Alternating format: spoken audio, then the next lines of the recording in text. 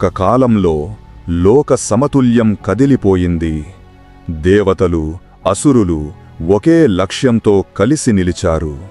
క్షీరసాగరం మథనం ప్రారంభమైంది. మందర పర్వతం అక్షంగా మారింది. వాసుకి నాగరాజు తాడుగా మారాడు.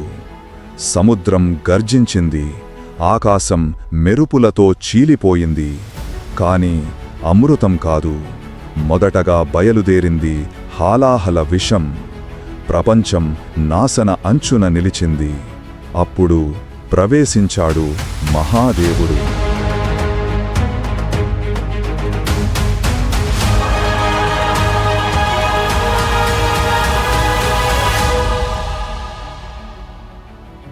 శివుడు ఆ విషాన్ని తానే పానం చేశాడు.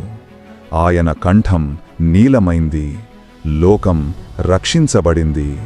అల్లకల్లోలంలో నుండి అమరత్వం పుట్టింది.